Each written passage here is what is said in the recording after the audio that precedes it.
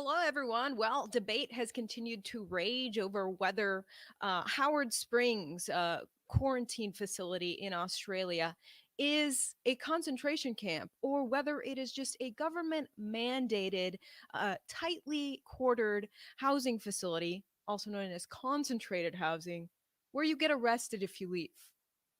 Okay, I'm not sure what the difference there is, but Australians, some of them are very up in arms that Americans would dare to call this a concentration camp.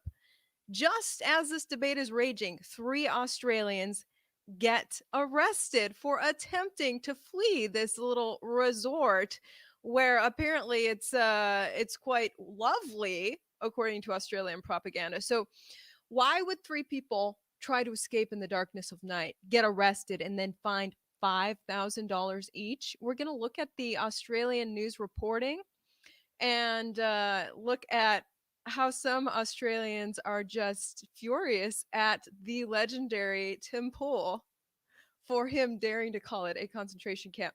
I look like I'm in a concentration camp right now as we speak, by the way. It's I'm staying in a hotel in Dallas right now. The Blaze invited me on TV tonight, so I'm going to be doing that. But I wanted to catch you guys up on what's going on in Australia. Um, so let me show you this. I'm about to show you what's going on right here. Howard Springs, Australian police arrest quarantine escapees. Before we get to that news, I got to shout out the sponsor of today's coverage, which is Glow with Ivory. A new study highlights some important facts about wrinkles. Women in the study said that if they looked younger, they would feel more confident, more like themselves, and more relaxed and happier. So our confidence is directly tied to our appearance. Unfortunately, wrinkles and sagging skin can hold that back. That's why I highly recommend Glow with Ivory from BioTrust. I couldn't believe how effective this rejuvenating serum was. It helps your skin feel smoother and firmer. It is a fantastic anti aging serum. If you want to help restore your youthful glow, you'll love Glow with Ivory. Get up to 38% off for the next 24 hours by going to glowwithivory.com, link in description. Okay, and with that, I have got to get into this story about these poor teens. They're actually teens who were arrested in Howard Springs, which is in the Northern Territory of Australia. We're going to get into what's really happening in Australia and try to cut through the propaganda there. And the news media propaganda is pretty thick. But here we have Australian police have arrested three people who broke out of a COVID quarantine compound in the middle of the night. Howard Springs Center near Darwin in the Northern Territory is one of Australia's main quarantine facilities for people returning to the country. So if you're trying to get back into Australia, they're going to lock you up in this mandated camp before you can get back in. Let me just play for you the News 9 news report. Definitely, I've been watching some of News 9 Australia, and it's just seems to be straight up government run media. And I'll show you another report from them. But here, let's listen to this. Teenagers who allegedly escaped quarantine at the Howard Springs facility near Darwin have been taken in by police following a 6-hour search. Nine's Talia Sav has the latest for us. Well, we can expect to see some changes implemented here at the Centre for National Resilience after three teenagers allegedly escaped. A search spanning several hours was sparked this morning after police say the group scaled the fence and fled Howard Springs around 4:30 a.m. Authorities located the teenagers about half a dozen kilometres away. It's understood they travelled by foot and didn't mingle with anyone else. The 15, 16 and 17-year-old are close contacts of a case from the remote community of Binjari near Katherine, who all tested negative to COVID yesterday. The Territory's Police Commissioner believes isolation and loneliness may have contributed to the trio taking off, empathising they're not used to living in their own units. CCTV will also now be increased across the site as well as bolstered internal security. The trio are expected to face a fine of $5,000 each. $5,000 each for these teenagers who tried to get out of this plush resort that they were just lucky enough to stay in, according to some of the propagandists who are promoting these quarantine facilities. This woman right here, Claire Lehman, she's been making jokes out of Americans talking about how alarming Australia's situation is. She's an Australian and she's promoting Howard Springs and sharing photos like this. Now, of course, everyone has to go through the quarantine facility if they're coming back to the country, or even if they are moving to a different area of Australia, and that includes social media influencers who are posting things like this. Um, no matter where you are as an influencer, you've got to keep your content hot. So you're going to post some hot pics from your little quarantine facility. You can see these tiny little cabins that the Australians are being kept in, and they're allowed to go out on the porch with a mask to get some sun, and then people all in blue, the big blue get-ups, they come through with little baggies to feed the people at different periods of the day. Other than that, people are really contained within like this wire fencing, which the teens tried to escape.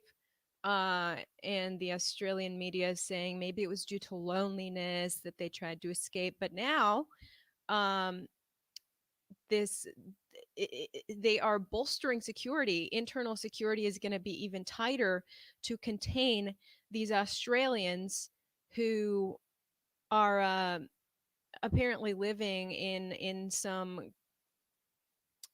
very interesting quarters right now. Let me show you this article. It's a woman who just tweeted that photo. She's been tweeting several photos of like influencers in bikinis in these quarantine camps and saying, "Look, it's wonderful housing. Why are you calling it a concentration camp, Tim Pool? How dare you?" And this is her website. They actually do a whole article in Outback's conspiracy where they promote the concentration camps and actually throw daggers at Tim Pool for daring to say this is alarming. And here they share one of they call Tim Pool a conspiracy theorist throughout this article. Totally hate on Tim. I love Tim. I'm a huge fan of Tim. And here they share one of his tweets here where he's actually all he is doing is quoting ABC Australia. He's quoting ABC Australia here. Quote, authorities have identified 38 close contacts in Binjari, a number he said was likely to rise, who were transported to Howard Springs on Sunday. And Tim says, so the Australian Army is now shipping people to concentration camps for contact with someone with COVID. He's just asking a question, and they're like, how dare you, Tim? You're a conspiracy theorist. I mean, that is pretty alarming that if they're saying that if you're an Australian and you're believed by the government to have had close contact with someone with COVID, you're going to get shipped to Howard Springs, the COVID camp in the Northern Territory, where you'll be locked away for 2 weeks. I highlighted this part. I thought it was funny. That it says here, there's no army here holding people down and vaccinating them against their will. Nobody is being rounded up at the point of a gun. The army is not even carrying guns. So Australia has an unarmed army? That's really fascinating. That's very fascinating. And then this propaganda article goes on to show a beautiful sunset picture of the beautiful Howard Springs quarantine facility. How can this be a concentration camp? I mean, it's just gorgeous there. And they say here, Howard Springs is not a concentration camp. To say so is to do violence to the English language. Its builders were probably closer to the mark when they described it as a, quote, stylish, innovative, and sustainable accommodation village that can house 850 people. In the Northern Territory, known for its rough edges, the accommodation at Howard Springs is the equivalent of a five-star resort for some people. All right, they went there. Howard Springs is a five-star resort to some Australians. Um, so they're very offended at Tim Pool for calling out what Americans are very alarmed about. Um, and You're saying my internet's buffering. We're in the hotel here in Dallas, so hopefully it's holding up okay. So I want to show you guys another news report out of News 9 Australia, and how the news media in Australia appears to be directly aligned with the government tyrants um, trying to control people's basic freedoms to move around. Now, I actually interviewed an Australian through Zoom, did a Zoom interview across the globe. Didn't upload it because the internet connection was so poor. It was cutting in and out. You could barely make out what he was saying, but he was telling me about how he can't you can't leave. You can't go within further than 3 miles from your house. So you need to stay home and not go further than 3 miles from your home. And I'm like, well, how can the government tell if you've gone further than 3 miles from your home? And he said everyone's mandated to, I guess, have this app with a QR code on their phone. And wherever they go in the country, you have to scan the QR code so that the government can keep track of how far you are from your home. How creepy is that in Australia? But that is their reality. That is their reality. The government is tracking them everywhere and making sure that they stay within a vicinity that the government believes is safe. And the media is right there aligned with the government. I'm going to play just some of the News 9 report. It's those doing the wrong thing driving our record case numbers. Among the most concerning cases, a COVID patient who's tonight on the run from a hotspot. Police and health authorities have issued an urgent appeal. There's little sympathy for anyone ignoring the health orders, even this group of teenagers caught partying after dark at the bottom of the North Bondi Cliffs. Herded to higher ground by Polaire's spotlight and speaker, the 8 boys were placed in handcuffs and left to explain a $1,000 fine to mum. 681 penalty infringement notices issued in the last 24 hours. More than 400 of those notices were again for people being outside of their home without a reasonable excuse. Sideline Sharks player Josh Dugan denies lying to police when he was found a long way from Sydney. The 31-year-old stopped at 11:30 last night in Lithgow, where he allegedly told officers he was moving to the area and feeding animals before admitting to visiting a friend. He and a passenger turned back to Sydney, only to be pulled over a second time, travelling in the wrong direction. The NRL is investigating and criminal charges could be laid. It's getting harder and harder to hide if you're doing the wrong thing, especially in the construction industry, a crackdown following on from the recent shutdown. Workers sent home if their paperwork isn't in check. It is a struggle, but it's it's just what has to be done. Like, nobody likes telling people to go home. They've all got families to feed. Our cameras rolling on another random blitz in Marsden Park. Authorising me under the Public Health Act. Inspectors have asked these tradesmen to show proof of their QR check-in as well as identification and vaccination records. So there she's talking about that QR check-in, and you have to show your needle records. So it's pretty stringent there. The different areas of Australia have different rules. I've seen influencers that I follow in Australia in some areas just throwing ragers at the club with hundreds and hundreds of people packed into a club in Australia, and that's fine in some areas. And then other areas are much more strict. But I want to actually, if we're going to talk about the needle numbers and how strict Australia is taking away your liberties to even go to your job if you're not showing your needle numbers, well, I want to take a look here at what WHO is putting out in regards to the illness versus the needle numbers. and really look at Australia's reality. Now, Australia historically has always had much lower numbers of the illness. You can see this is from the beginning of the pandemic, January 1st through January 1st through now.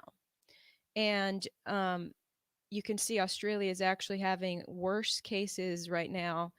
For the past few months, since July, they've just seen this giant spike in cases and deaths. So they're having their worst batch of cases that they've had since this pandemic began, despite all these extreme measures that they're doing to try to contain the spread. So, you would think that if the needle is effective at stopping this illness in its tracks, then looking at these numbers here, you would imagine that Australians are just not getting needled because why else would there be such a spike in cases? But the fact is, Australia has actually been doing phenomenal at getting needles. Look at here. We have the needle numbers since February 2021. Look at the phenomenal job Australians have done getting the needle. Uh, this is the rate at which people have been getting it. Lots of people got it. Then now that most people have it, the rate of getting needled is tapering off. But Australians says here they are 73% of people have been fully needled. So you compare that to the previous chart, and it's like, why are we having the biggest spike ever? But needless to say, Australians are fully implementing Howard Springs, aka that plush resort, which is government mandated, where you get arrested and fined $5,000 if you leave. But let's not call it a concentration camp. By the way, just to give you a glimpse here, this is where the concentration camp, I mean resort, is located, way up here in the Northern Territory, which is a more sparsely populated area. There's nothing to do there, just wilderness, where if you escape, they're going to chase you through the bushes. Now, I created a map from between here and Melbourne for one reason, because I'm reading a lot of individual reports from citizens of Australia who are desperate to escape Melbourne. The lockdown there in Victoria is so bad that people are literally, they're resorting to the quarantine camp as a means of escape. Now, you can't leave Melbourne apparently without going through the quarantine camp. But a lot of people are saying that, well, living in this quarantine camp for 2 weeks is worth getting out of this hell, this home prison that has become Melbourne. Now, I'm reading multiple cases of this directly from people's Instagram accounts of it. And you can look this up yourself by just searching the Howard Springs hashtag on Instagram, the same hashtag that was used to find and create this collage of hot chicks sunbathing in their quarantine camp. Um, if you go through all of the people posting from quarantine camp, it's pretty sad. Like this girl's story right here, the lockdown experience. I've been in the Melbourne lockdown of doom, escaped via quarantine in Howard Springs, 2 weeks in the cabin in this photo, and I'm now in week 3 of the Sydney lockdown. And while Sydney is not having a good time right now, feels a lot better than stage 4 Melbourne, which had tighter restrictions and a curfew. So people's liberties have been locked down so much that they are resorting to going to the quarantine camp and then escaping to another city. So now this girl was able to escape Melbourne and spend time in concentration until she was able to get to Sydney, which is a little bit less strict. And this one here, she's talking about escaping Melbourne as well. Um, I I've had so many from you guys about how I've managed to escape Melbourne and get up here. Can you believe that? So other people are saying, "Wait, how did you get out of Melbourne? You're free of Melbourne on your Instagram. How did you do that?" So people are finagling ways to get into the quarantine camp, just to get out of the hell that is Melbourne. And then yeah, so people are making their way out. So if you fly into the country or if you escape Melbourne, you have to go through the quarantine camp. These people as well, the move the the moment of leaving the Melbourne airport was quite difficult because we were asked lots of questions the whole 5-hour flight. I was extremely nervous and anxious because I thought we could be returned to Melbourne. Okay, all these people are posting about escaping Melbourne, and they're just so happy to go through this mandatory quarantine because at least they can be free of Melbourne. What the heck is going on in Melbourne? That people want to spend 2 weeks in this little facility where brown paper bags are dropped off by people in blue for them to eat. Um, it's really interesting. So you can cut past the propaganda by going to the hashtag and seeing what people are posting. Um, you can see some Australians being herded in the darkness of night into Howard Springs.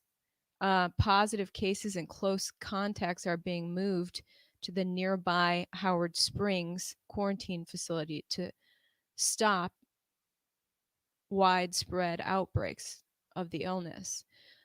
So that's pretty creepy. These people have little trash bags, and they're being herded in single file in the darkness of night because of close contact.